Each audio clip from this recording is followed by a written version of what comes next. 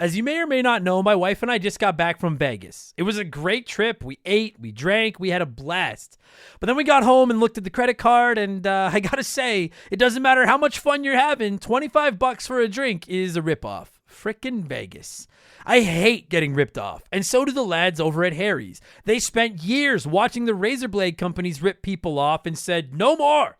Not all heroes wear capes, my friends, and they want to prove that they're legit by offering you hot dogs a $13 trial set for just $3 at harrys.com/RTG. I've been telling you about them for months, and I'm genuinely proud to have Harry's as a sponsor of this show. I wasn't kidding. The plastic, futuristic-looking crap razors you get at the store are overpriced and they're poor quality. Harry's blades are crisp, clean, and classy. They're the kind of razor you'd expect your grandpa to have on his bathroom counter. And most importantly, they work. Shave after shave, they're so smooth, they're precise. I used to go through the crappy store blades all the time, but Harry's are built to last. And they're not just better quality than the other names, they're more affordable. And they deliver. Just set your schedule, and for as little as $2, new blades, shaving creams, lotions, everything you need, right to your door when you need it. I genuinely cannot think of a reason not to try Harry's.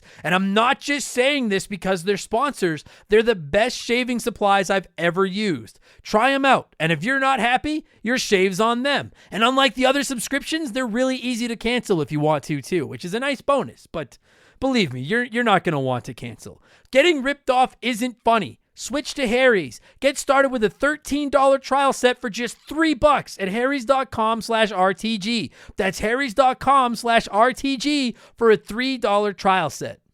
Remember the Game is brought to you by my website, abcomedy.net. You can find old episodes of both of my podcasts, along with my blog, and information on all of my upcoming comedy shows. And if you're looking for a comedian for your next event, you can contact me through my website as well. Again, abcomedy.net. And if you enjoy this podcast, please subscribe to it, and please leave us a good review. I'd really appreciate it. There'll be a new episode for you every single Wednesday. Thank you so much for supporting me, and I hope you enjoy the show.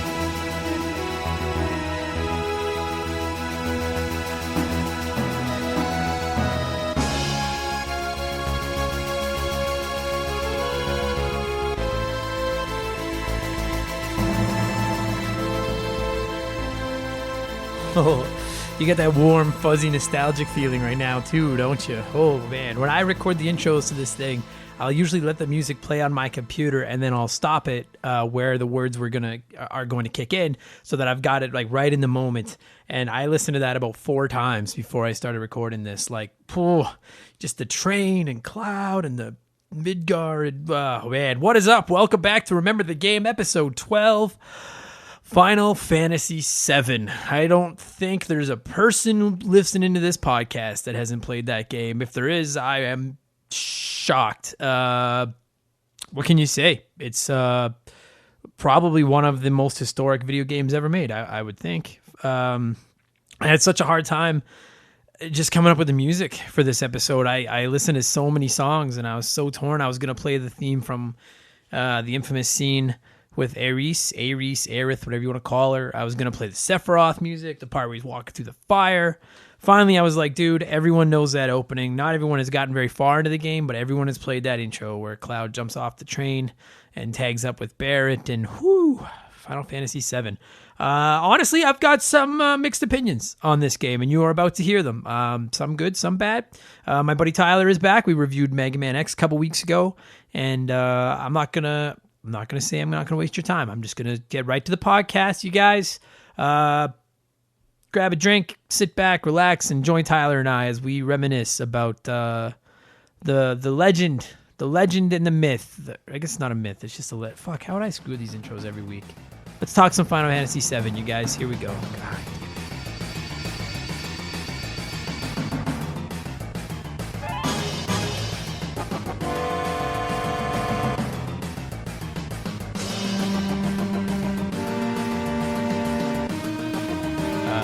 Okay, so first and foremost, we'll get this out of the way. Spoiler alert. Okay, do you call her Aerith or Aerith? Or Arith? I always renamed her after the girl that I was pining over who would spurn my affection because I knew she was going to die. Like, fuck this. Fuck her. Well, whatever you want to call her, because I think in Japan it was Aerith. Yeah, there was a I Here remember. it's Aerith. I remember reading something. It was Eris here, and it was like a weird translation thing. Yeah. The TH or something like that Yeah. didn't translate properly. Okay, well, I know I said spoiler about 30 seconds ago, but spoiler, she fucking dies. She Yeah. dies at the end of the first disc. At the time, the most shocking thing to ever happen in a video game, probably. Absolutely, And, absolutely. Especially if you built a balanced team. Fuck, dude. Have you ever seen her, other than watching it on a video, I've never seen her like maximum limit break because I never leveled her up that much. I got her close, and I had a buddy who did. Like, he was obsessive. Like, That's, you know, he beat the game. He had everything perfect. I beat the game. I think I was level 64, and Yeah. like I had Neo Bahamut as my most powerful. Oh, you never had Knights of the Round? Oh, I got it later in Okay. a different playthrough. My first playthrough, I was like level 64. Neo Bahamut was like my Okay. max materia, and my buddy was like, "How did you beat the game? Yeah, you were no like shit. a fart in the wind compared to that." So like, I mean, I don't know about yourself. I probably have not played Final Fantasy VII in 15 years 2002, 2001, right Yeah. around there. That's when I played it. When it came out. Because it came out in like 97. Yeah, somewhere around there. I was in Yeah. high school when it came out. Yeah. Yeah, it was the reason to get a PlayStation. I was like, Yeah. what's with the new system? I'm a Nintendo guy. Fuck the PlayStation. And then saw the preview for that and was like, oh, okay, Yeah. never mind. And I'm sure that 3/4 of the people listening to this podcast know exactly what you're saying because they went through the same thing. Oh, that the commercial where it shows Cloud on the bike, and it shows him standing there with the big sword, and I think it shows Meteor coming, Right. like, or Meteor, or however you say it, right? Yeah, like yeah. The Doomsday Yeah. Meteor coming, and it basically just showed that, and I was like, oh no, I think I've experienced a nerd boner for the first time. Oh my god. Yeah, that was fucking. I remember I don't really remember commercials. I remember reading about it in gaming magazines, and I was the same. I was a loyal Nintendo kid. Nintendo 64. It's all I fucking need. And Especially with games like GoldenEye, Yep. you know, the 64 Mario Kart, the you know. wrestling games, like yeah, dude. I'm not yeah. gonna criticize No, you for that's that, fine. but I loved it. Like I enjoyed those games. But then I remember my friend Mike Webb, and I don't know if Mike listens to this or not. If he does, hey Mike. if he doesn't, Mike, we're coming for you. We're coming for you, Mike.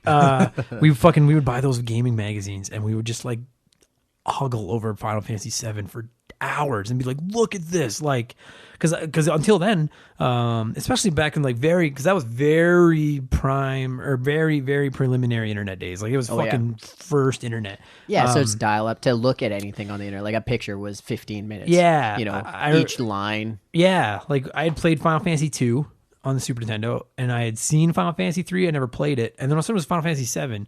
So part of it was like, where the fuck are 4, 5, and 6? But then the much bigger part of it was like, holy crap, look at this game. Oh, And yeah. It looks, I mean, obviously it's easy now to look back at those polygon graphics and be like, this is fucking hideous. But in those days, that was like Yeah. mind boggling. Well, especially, so the way they did it was they had pre-rendered backgrounds, right? So they had these really like, it's almost like, you ever watch the Miyazaki animes? He's the guy who does like Spirited Away or Princess Mononoke. No. So they're Disney distributes those ones. Those Okay. are two really big ones in the Western world. But what he does is he like pre-paints all the backgrounds, and then just the characters are animated over them. So Okay. you have these really, really, really super detailed backgrounds. And they were beautiful, yeah. And then these, like, you know, they seem somewhat less, but, you know, less detailed animated characters Yeah. moving over top of them. I think that's how a lot of animation works, Sure. actually. Yeah, yeah, I'm In sure it does. hindsight, I'm comparing it to like a really obscure reference, but Right. Final Fantasy does that same thing. Yeah. 7, where the backgrounds were all pre-rendered, so you know you can only interact. That's why everything that you can interact with kind of pops out. Yeah, at it you, was right? easy to tell. Yeah, yeah. Like Right? the treasure chests and stuff like that. Right. Yeah. But because you did that, all of a sudden you have 3D characters. You have these really detailed backgrounds that are just, you know, doomy and gloomy, like the steampunk, you know, before steampunk was really Yeah. a cool thing, right? Yeah.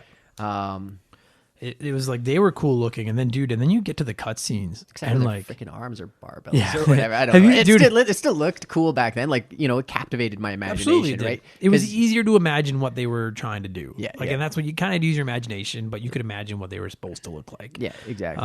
Have you seen the picture of the guys that went to the Comic-Con dressed up as the like polygonal Final Fantasy VII characters? No, but that's mint. Like their arms are blocks, their head are blocked. Like it looks awesome, but Yeah, they look yeah. just like the Final Fantasy VII. That's so good. But then we go to the cutscenes, and you could see what they were supposed to look like, and Yeah. it was like, wow! Like to this day, some of those cutscenes are dope. Oh, yeah. But back then they were like, they were mind blowing, man. Because to that's see- some of the first CG, like, kind of pre-rendered cutscenes. That's I'm not going to say it's the first game to do that, Right. Because there's probably one or two, maybe PC games that have done that, Sure.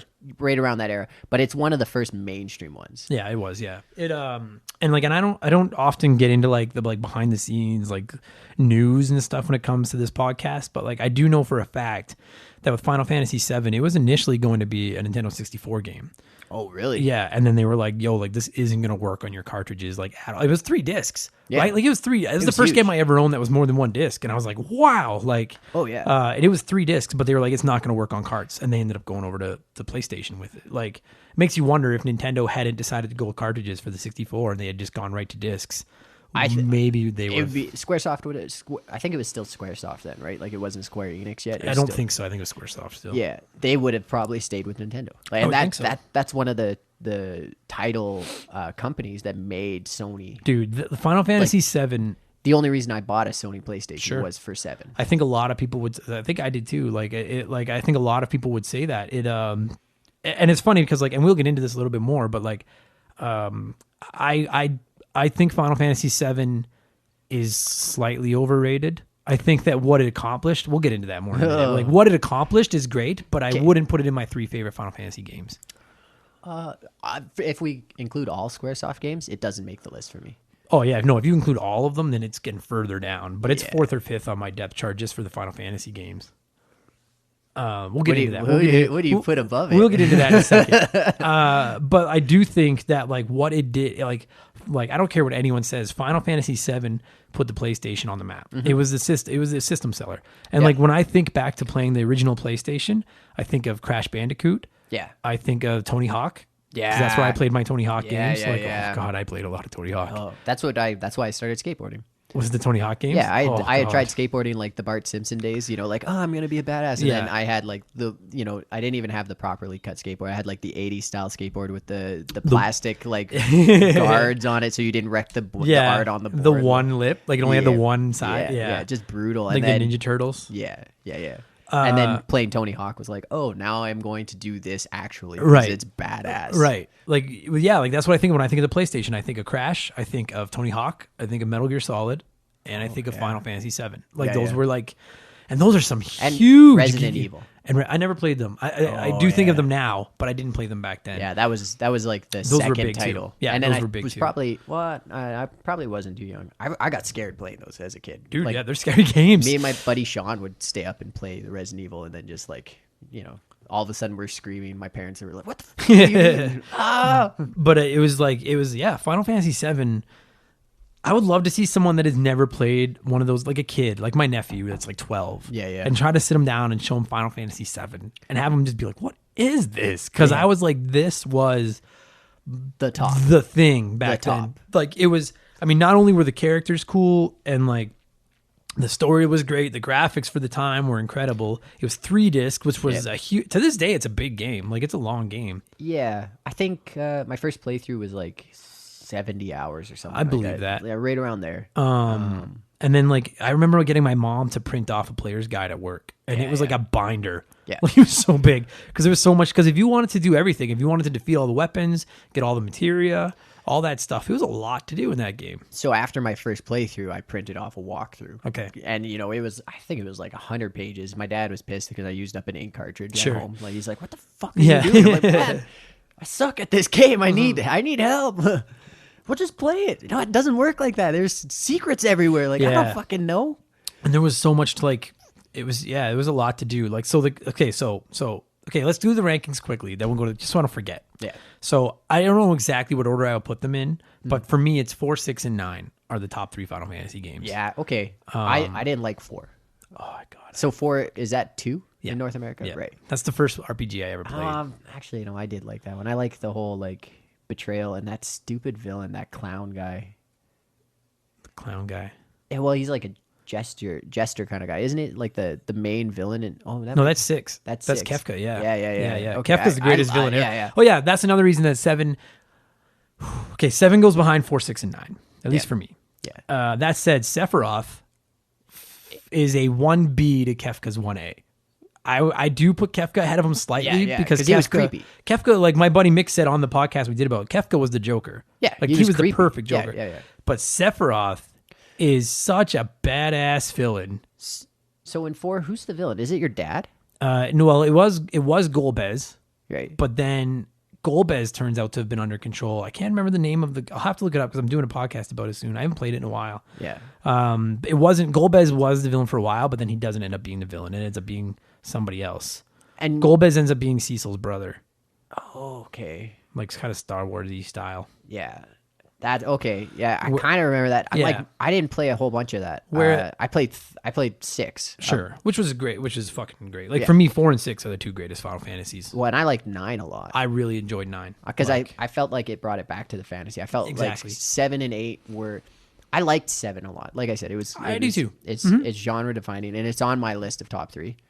But it's 6, 7, and 9. Okay. Not in that order. Yeah, same just thing. those are the 3 like that I like. 7 would probably be my number 4 after 4, 6, and 9. Like I think most diehard Final Fantasy fans would have those 4 games in the top 4. Right. If Or you at least open up 3 of them. If you open up to all of Squaresoft, Chrono Trigger bumps 7 off the list. Yeah. I think Chrono Trigger was just so much better. I think 7 gets a little bit of love based on what it accomplished. Yeah. That said, looking back on it, it was dope. And I will say to this day that there are characters in 7 that are my favorite. So like my favorite character of all time is Shadow from 6 because he's awesome. But Cloud is probably my favorite main protagonist in any Final Fantasy game. Because he doesn't necessarily have like a character model, so you can envision yourself as him more. Because he doesn't talk a lot. No. And his story is like he's a clone. So, Yeah. you get to kind of like be like, oh, I can fill the gap that is his personality. Because like at the beginning of the game, he comes across as this like badass, and then you finally realize that like he's a failure. Yeah. And that's why he kind of became a badass. And you realize like he's like a fraud who's trying to be this Zack guy. Yeah. Kind of, you know what I mean? Because he was a failure. Accidental fraud. Yeah. He doesn't know. He doesn't have memories. No, he doesn't. I found that storyline kind of confusing as a kid. Like until I could get online and kind of read more about it, I was like, "What exactly is going on here? Who is this guy?" So my buddy Brandon's a game developer at BioWare, right? Okay. And I was bitching at him one day. I was like, "Final Fantasy VII doesn't make any fucking sense. Like, I don't know what the fuck's going on. It's hard to follow. You're a fucking clone. What are these little glass balls? You summon a giant fucking dragon. Like, what the fuck is this?" And he was like, "Man, you just don't get it." And I was like, "Fuck you, fucking industry guy." I still find it like I would have to sit down and like, and again, that's part of this podcast. This is off the top of your head, but like, it's still kind of foggy to me. But like, I do remember. So they used to infuse their soldiers with what was it called, Mako? Yeah, And the Mako energy. Yeah, and so Sephiroth, that's like the lifeblood of the planet, right? And so Sephiroth was like their like ace soldier, right? And then Zack was like his like sidekick, kind of, right? Or like kind of like another His one apprentice? of their. Yeah, okay, that's a good word, apprentice.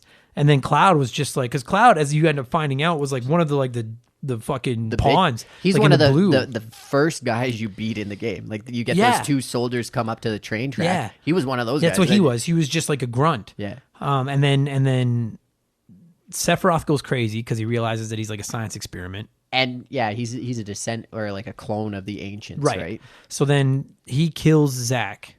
Yeah. Right? Yeah, and Cloud is Zack's friend. Yeah. Cloud gets Zack out of there or something, and then Zack dies. Right. And then Cloud ends up taking over Zack. Like acting. I think Cloud dies as well. And then he's like a clone of maybe. And it's like a mix of their DNA, maybe. See, it's a hard game to follow. It is. Right. And I don't remember clearly. Right. I remember there was something where he was like, the reason he loses his memories and has like, thinks he's Zack is because he was a clone, I thought. There's somebody listening to this right now like, you fucking idiots, Cloud is thing. But it was like, at the end of the day, he's a cool character. I like it. Yeah. Like the thing I like the most about this game and this story is that like, there's no question by the time, like, there kind of is a question at first, because at first you think you're trying to bring down Shinra. Yeah. And then you realize, like, no, Shinra's not even, like, we got to stop Sephiroth, because Sephiroth wants to destroy the world. Well, they both are destroying the world, but Shinra's like, they're playing the long game. They're fucking it up by being a greedy corporation. Right. Yeah, we can always stop them later. Sephiroth's like, bitch, Now. I'm doing it now. Yeah, and then Shinra, like, hits the point where, like, Shinra, like, kind of joins you, right? Yeah. Because they Oh, try yeah. to attack Sephiroth and they lose. Yeah. They end up releasing all the weapons or whatever the fuck it is, and then those things are going crazy. Right. But what I like about this game is that you can take your party, your main party, the main characters that you play as, and it's so obvious that for whatever reason, they're all like, yo, we got to stop this fucking guy, right? Yeah, like, your group of eco-terrorists. right, because Cloud's cool. I actually like Barrett. He was one of the characters I used to the end game. I like the idea of the gun arm. I was Gun like, arm. Oh, that's so cool. Because in all the other Final Fantasies up to that point, it's all fantasy. Like, Sure. I think that, like, I think they kind of, not by any fault of their own, I think they do the best they can. I do think they kind of missed the mark at making him what they're trying to fully make Barrett. Because I think, like, in full out Barrett, like with this remake, which we'll fucking talk about at the end. the remake they've been remaking. Oh, forever. fuck. I hope that Barrett is like that. Because, like, when I think of Barrett, I think of, like, this fucking big, deep voice, got a temper, like, let's fucking go. You know what I mean? Yeah, like, yeah. and that's You're where picturing Terry Crews. yeah. But, Terry like, Crews not with a smiley gun. Terry Crews, No, but, no, like, like fucking let's anger. go Terry Yeah, Crews. Muscles Terry Crews. That's what I think Muscles, of when I think of muscles. Barrett, you know? Yeah. And they try to get there. Yeah. I like Tifa. I think she's cool, like Cloud's sweetheart, right? Like, Yeah, that's yeah, cool. I really do like the character of Aerith a lot. I Yeah. think she's become part of, like, Final Fantasy lore. Yeah. And like her character is so necessary because the whole point is, like, if Sephiroth didn't kill her, she could have stopped him. Easily. Right? Like, she had the ability to just cast potential. to cast Holy, I think it was, Yeah. and stop the whole thing. And so Sephiroth wiped her out. And Right. which, She like, was the only threat. yeah. And it was like, and you lost characters. Like, I played Final Fantasy 2 or 4 quite a few times, and you do lose characters throughout that game. They Right. die. But, like, Well, that fucking ninja.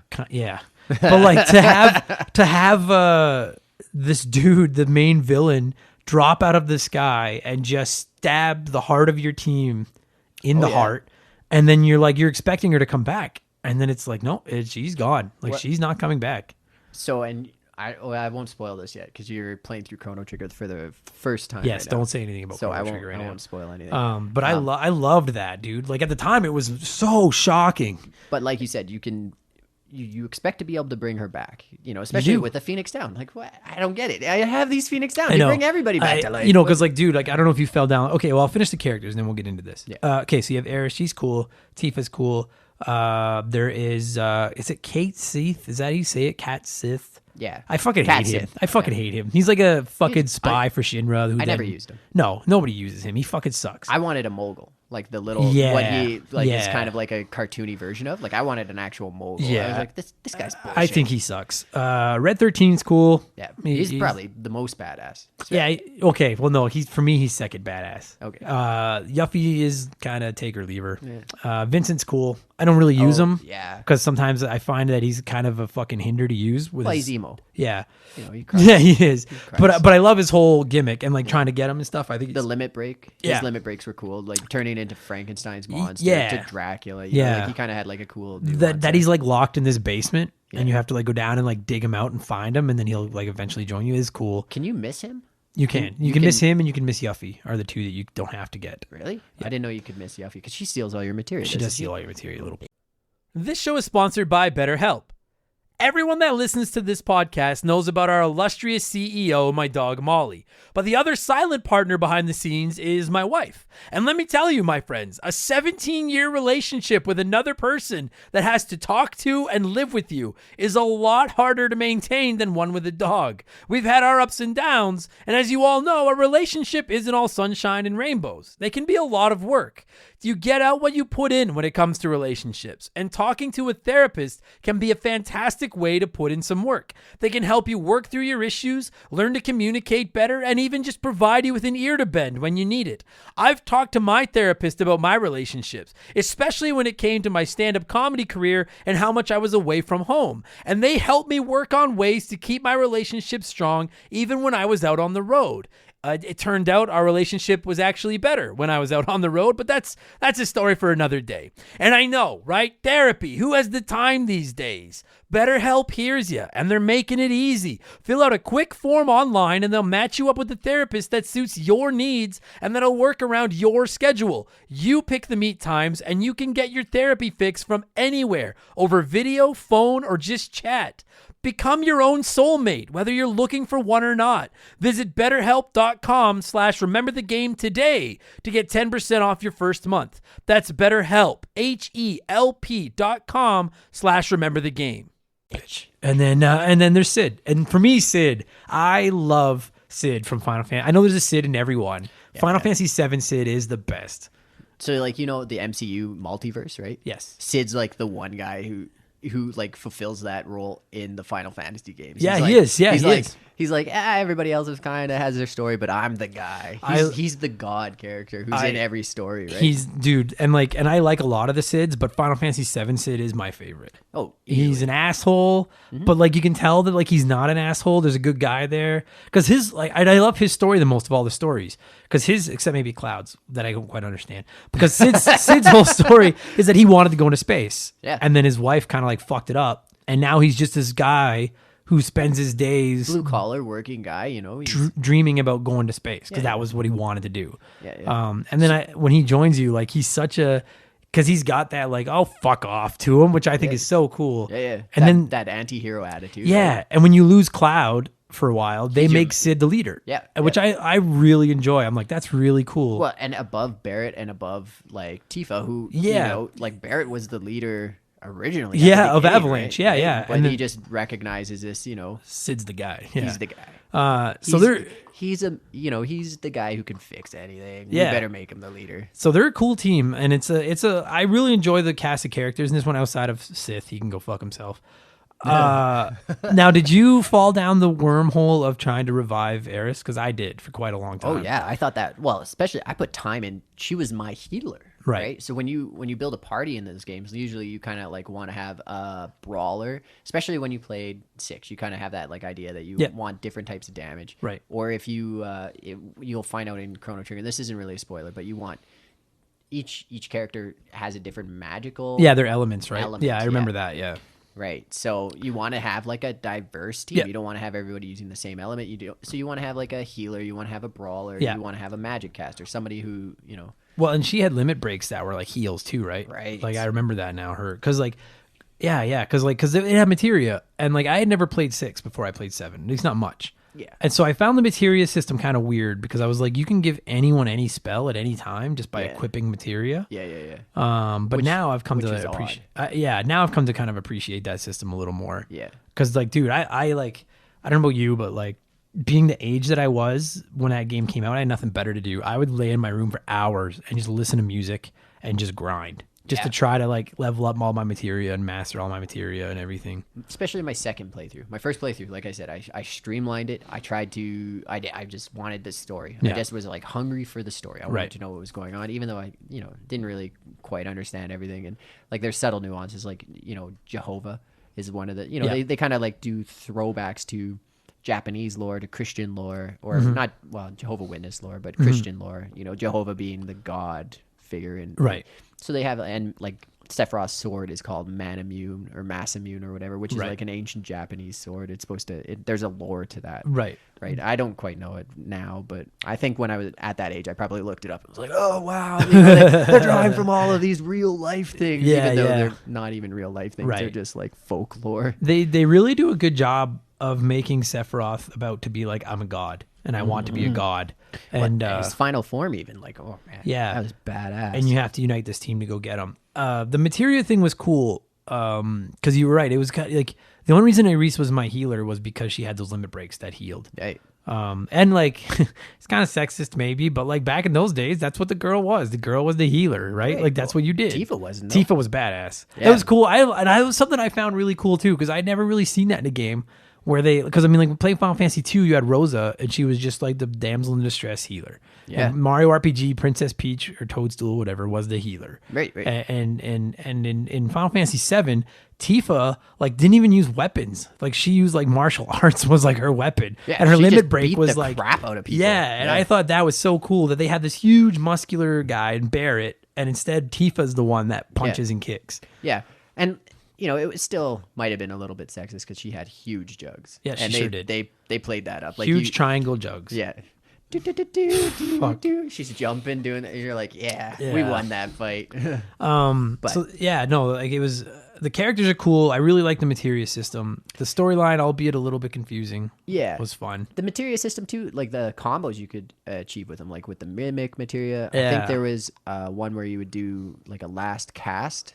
I think I might be just mixing up the mimic one, but I remember when the second playthrough when I had like Knights of the Round, the final Bahamut, and I forget what else I would cast with it, but there were 3 that I would cast, and it would be like 15 minutes of watching. Oh fuck, well, That's actually a huge drawback to the game. It's huge. You're doing the Knights of the Round, and you're like, that you can't skip the summons is really frustrating. Because I remember reading about like, okay, for the record, how the fuck anyone found Knights of the Round to then explain it to all of us? I have no idea. And I feel like that with a lot of like RPGs and those types of games. I'm like, how the fuck did you find this? Oh yeah. Like in Final Fantasy VI, where you have to let those things eat you to go into the dimension to find Go-Go. I'm like, how the fuck would you have ever found this? And in Final Fantasy VII, by accident, you would have been a trash player. You would have had to. I lost to them. Because in Final Fantasy VII, you had to end up with a gold chocobo, which was a process and a half, and then take the gold chocobo to get to that little island to get the Knights of the Round. Yeah.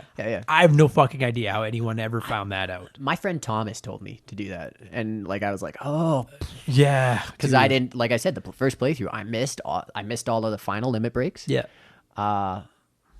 I actually might have had one because you have to get it. Well, clouds you're almost inevitably going to get just by leveling up because you use them so much. Right. And I think I got clouds and that was it. I don't remember clearly, but I remember like when I showed my buddy, I was like, oh, I beat it. And he was like, you're level 67. Like, you're a fart in the wind. Like, yeah. How did you beat Sephiroth? I was like, oh, it took me like 10 hours. I tried a whole bunch. Yeah, like, yeah. Oh, you played the perfect game. Like, yeah, when I beat it, everyone was 99, but I had the guide. Right. Well, and the next time I played through, I had the guide. Sure. And my buddy told me how to get the Knights of the Round. I think there was one where... Because I remember there's the weapons you have to fight. Or you don't have to fight, but you can fight. Yeah. And if I'm not mistaken, again, I'm sure there's someone that's more of a diehard Fantasy VII guy that's like, fuck you guys. But like, I'm sure that with one of the weapons, I remember you could get something where you could cast 4 spells. And you cast Knights of the Round 4 times and then mimic it. It was the mimic was one way to do it. There was the... like I said, the last cast, I think. So like you'd have somebody cast with mimic. So you'd cast like Knights of the Round and they would mimic it. And then you'd have a person who would like mimic that. And it would just be like pow, pow, pow, pow. But then you could like put the controller down and walk away, right? And come back. 15 minutes later. But then there was another weapon. And maybe it was the same one, but I don't think so. Were you like, you wanted to go in with 2 guys dead? And one guy like maxed out on something to make him strong enough to do. I don't remember. No, I never did that. It was fucking. There was so many little. Like it was a huge game, and there was so many little things that I'm like, maybe I don't have the patience. Maybe I don't have the understanding or the knowledge to do it. I have no idea how people figured some of this stuff out. Well, I had different ways to play through. That's the replayability, right? Yeah, it's learning how to do stuff like that. That was one of the things where like my buddy Thomas played a lot of it, and we would just go back and forth. And like one of the things he would do, where I was like, oh, I don't have the time to do that. Where you could jump off the train right at the beginning. He'd grind those 2 soldiers, and just like the first instance where you could fight, he would sit there and just grinding to get his limit break up, to get tonics. So he'd have like, by the time he fought that first boss, he'd have 99 tonics. Why? You are autistic. Yeah, like, I don't what have is that your kind problem, of patience man? at all. Fuck that. And I like to grind, and I loved like Final Fantasy VII. I grinded more than any game because of the materia. Yeah, I grinded so much because I had to master all the materia. Yeah. Okay. But like it was like I say, I would put music on and just lay in my room as like a 14-year-old kid and just fucking grind and grind and grind. Well, I don't have the patience to do that now. No. But like to do that sounds morbid to me. Like fucking. And like, to be fair, I'd go to his place and see his characters and be like, oh, you're way higher level. Yeah. And we'd be at the same like point in the main storyline. Sure. I'd be like, oh yeah, I see why I suck. Like, I understand now. You are way better at this than I am. I just never understood how people find all the stuff they find in those fucking games. And then like this was the first one the first RPG I'd ever played where there were missable characters. Mm-hmm. And I think the instruction book said something about that. You may not even get all of them, but it didn't tell you which ones you may not get. Right. And I ended up getting all of them. Yeah. But, and first playthrough, I got all of them as well. Yeah. So. But I thought that was so cool. Like the concept of like missing a player all together. Like, yeah. Like that never happened before. I mean, I guess it happened in Final Fantasy VI kind of because you could like miss a couple of characters and kill Shadow, but yeah, I never experienced it. So, and that feeling of loss from losing a character, right? Oh. So the first time I experienced it was with Final Fantasy VI with losing Shadow, and my buddy Tony was like, "Oh, you just have to do this and you get it back," and I was like, "What? Like are you kidding me?"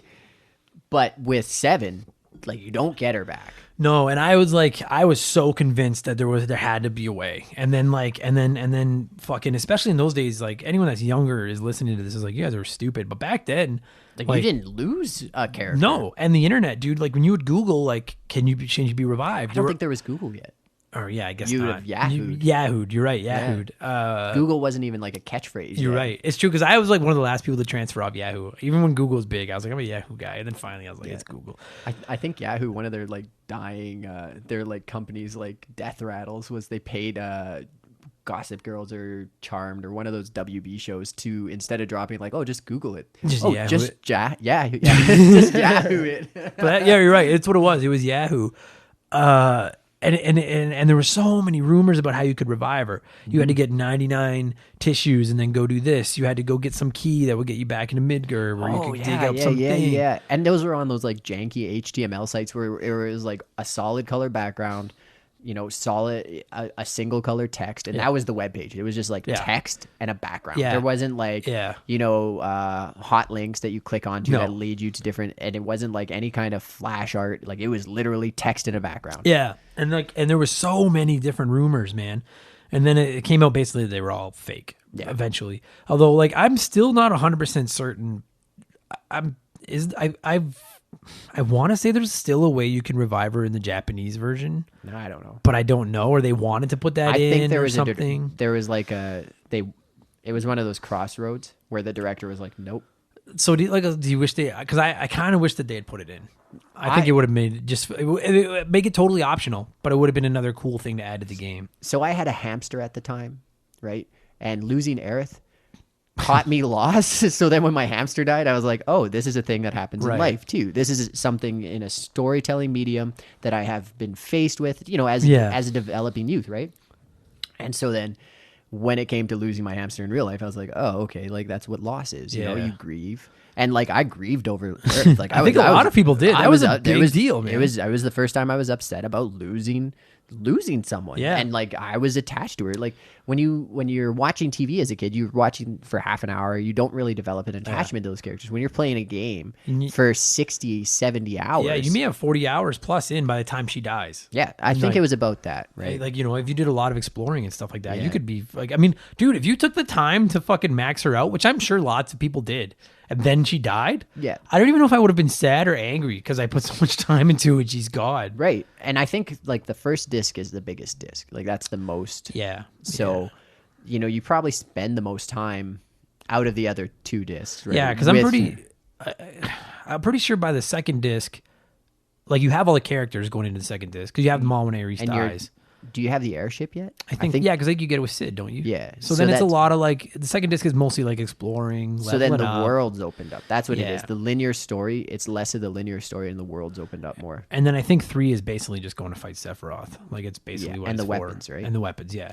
But when she died, it was like I was so sure you could bring her back. And then I remember. Do you remember that there's, and this is true, this really is in the game. There's like a fucking 2-second clip where you go to like her old church and like her sprite is there and then it disappears. Yeah. And like I don't know why the fuck it's the that's memory of her or whatever. Right? But that was why everyone was like, dude, look, like you can her spirit's still there. You can't bring her back. And like I remember seeing like screenshots of her being back, but it was from Game Sharks shit or something. Because you could you could get Sephiroth to join your team with Game Sharks. You could do all kinds of things like that. Oh, I didn't know that. Yeah. I would have been doing that. Yeah. Move over, Cloud. But like, why? So like, you get Sephiroth to join you, and then you go and fight Sephiroth with Sephiroth. Yeah, be easy, really. Fuck. It's like Link fighting Shadow Link. Like it just. I guess so. Sephiroth is. I don't put him ahead of Kefka, but I do think Sephiroth is he's more badass than Kefka. Kefka's more sinister. Yeah. But like, because Kefka is just a straight up dick. What? Sephiroth, like, there's. Well, Kefka's motives are like world domination and suppress. He's tyrannical, right? Yeah. Sephiroth is your like atypical bad guy whose only goal is like destruction. So but you can kind of sympathize with him, Right. Because he realizes that he's like a science experiment, right? Like, Right. And he realizes it's he's, revenge. Yeah, right? and so like, and I feel like that to this day. Like I wanted to beat him because I want to beat the game, Right. But I never had the motivation to kill him like I did Kefka because Right. I was like, because you can I don't know. empathize with Sephiroth, Yeah. right? So, and I think revenge is something that is a feeling that people like can have in their day-to-day lives. Like anybody can empathize with that, but like domination, tyrannical domination, that's harder to empathize with. Yeah. Like, Saddam Hussein maybe was like, oh, this Kefka guy, he's got it going on, Yeah.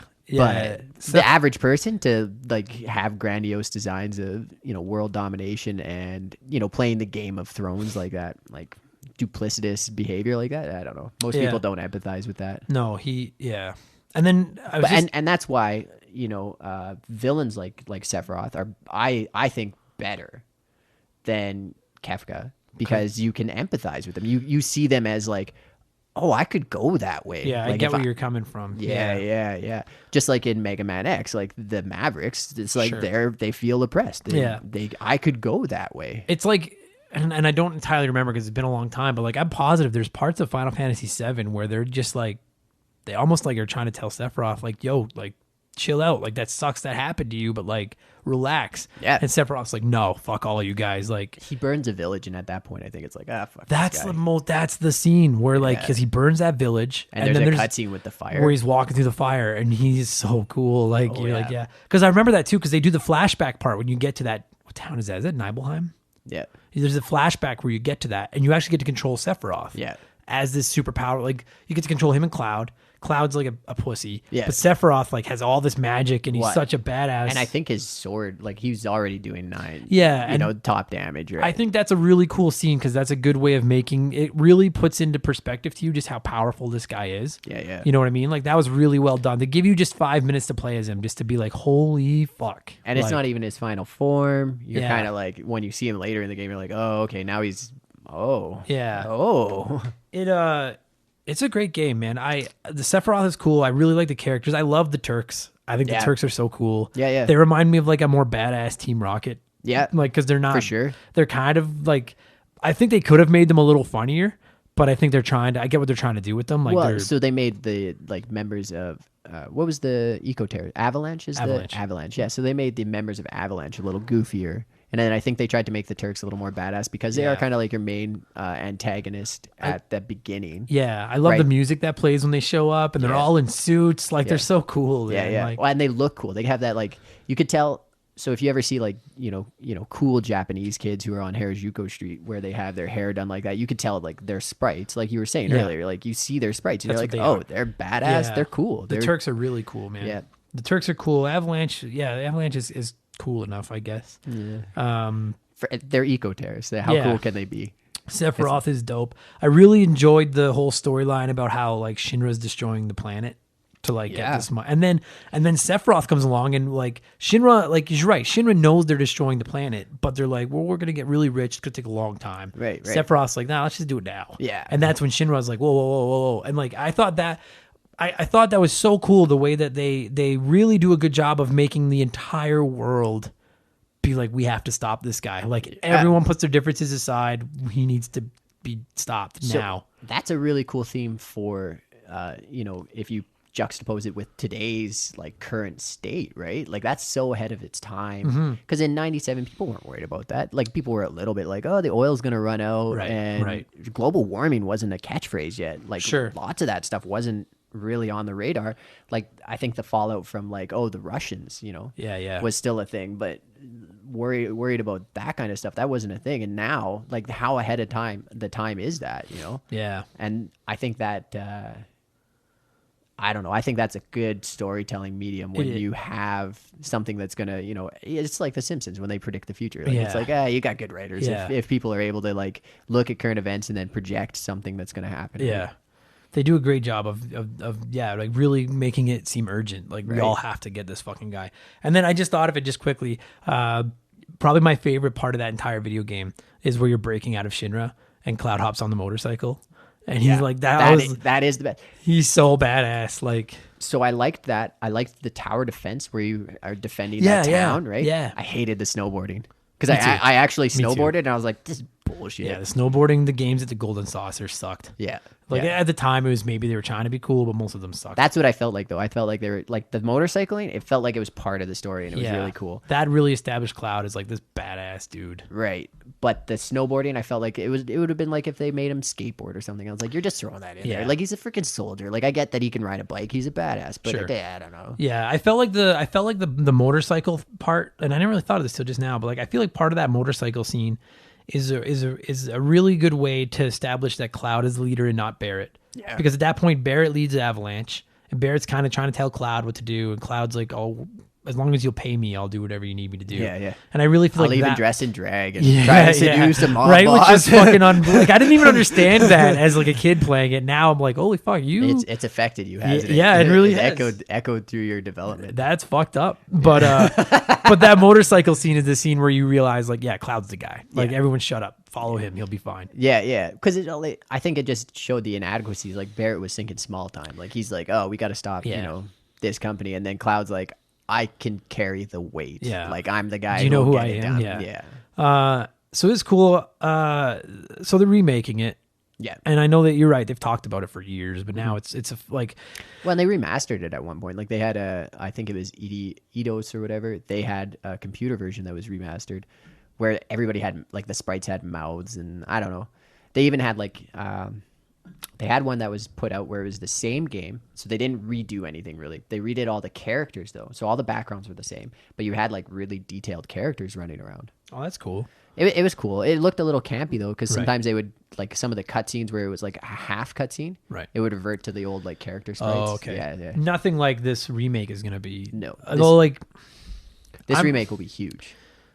I'm like, a lot of people are just already shitting on it because they're changing the combat and they're saying it's gonna be episodes and all this stuff.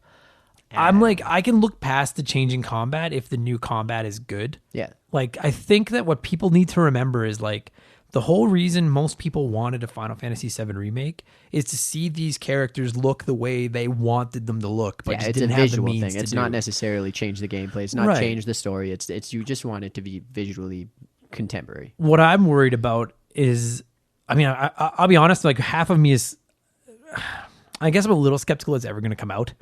At this point, I think they almost have to let it come out because they've announced it. And if they came out and canceled it, people would be like, what the fuck? Release Final Fantasy, the X10, Yeah. whatever, because they're yeah. on what, X3 right now. I don't like Final Fantasy X.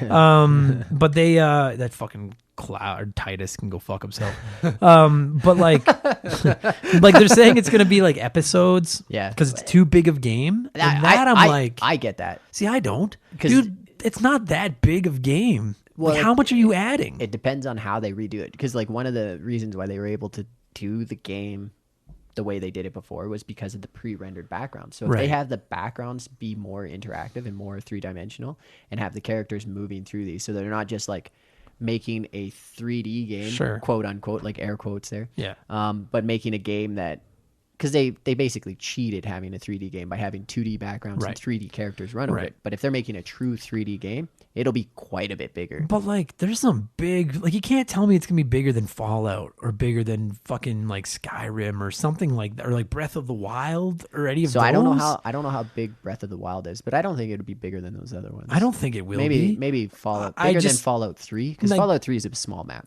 Sure. Now let me state for the record that I don't know anything about developing video games. So maybe I'm completely talking out of my ass completely.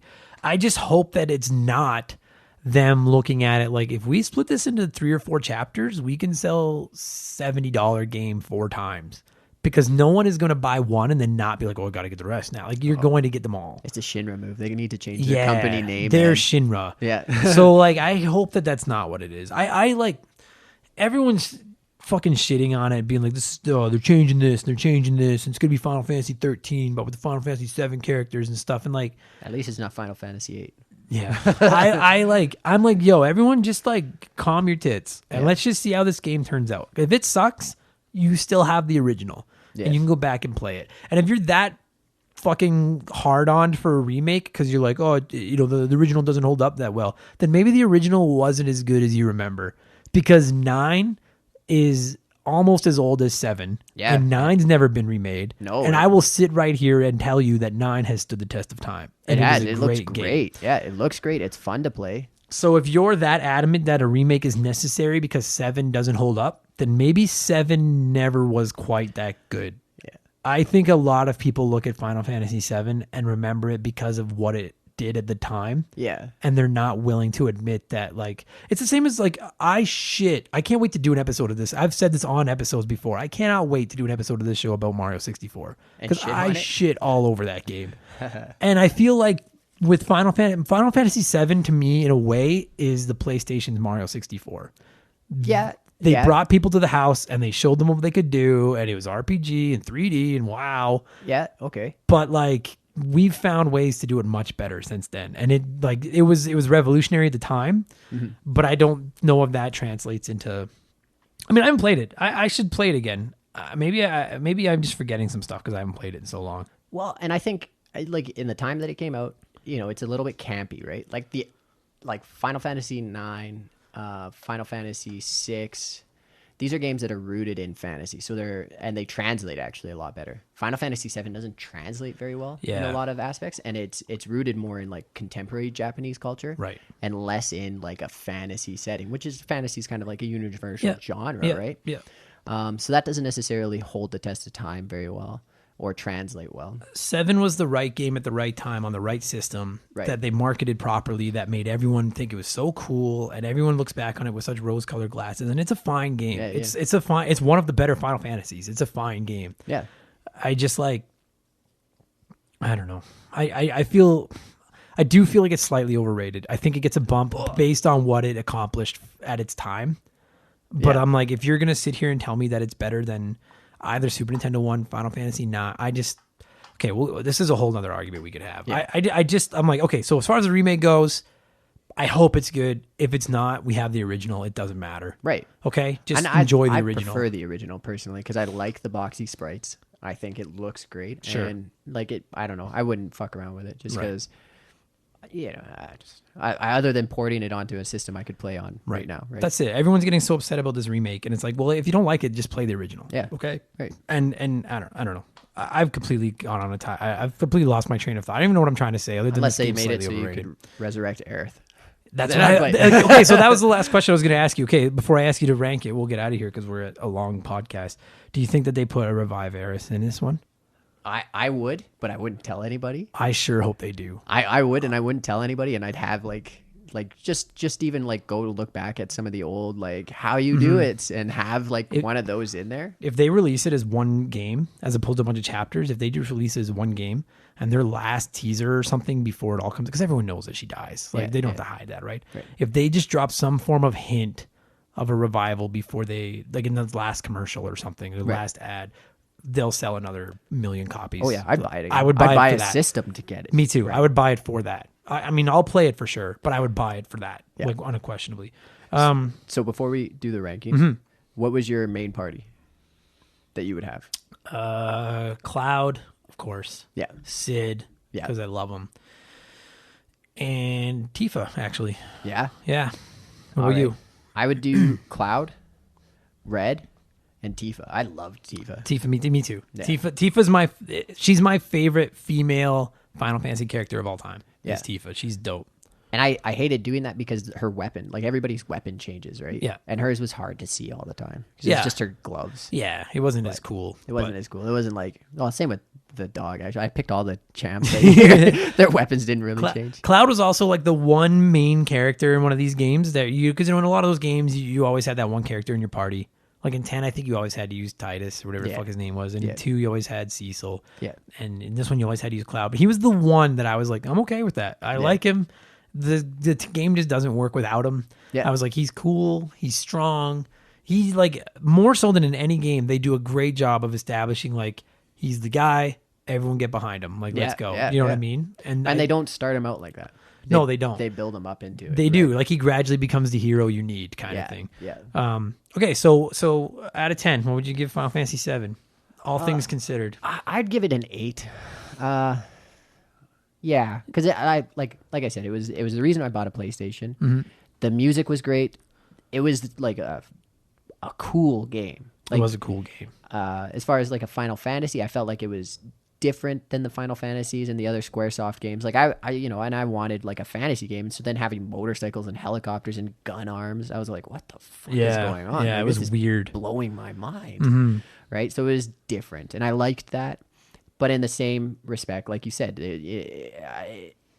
if people want to change it so badly and it's going to hurt it that it doesn't look cooler, then was it really that good of a game? Yeah, and it didn't translate well. There was often times where I was like, that didn't make sense. The story, to this day, without looking it up, the story's confusing. Yeah. The whole story between Cloud, Zack, and Sephiroth is very confusing to this day. I think that might partially be due to translation. Yeah, I agree with that. I think it doesn't translate very well. It might be something that's like an old Japanese style story, but then when you westernize it, we're like, what the fuck? It's not two cowboys meeting in the center of town at high noon. Yeah. What's going on? Yeah, I agree with that. Yeah, I'll give it a 7.5.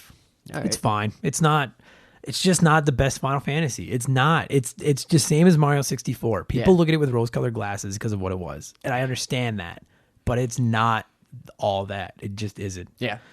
Except for Sid. Sid's the fucking best. Yeah. Well, he's the universal Final Fantasy character. He's Mr. Universe. He's the best universe. Okay, that was a long. The Final Fantasy ones have been the longest episodes. They're long games. They are long games. There's a lot to talk about with them, and the other ones always come up. Thanks for coming over, buddy. Yeah, for sure. It's good.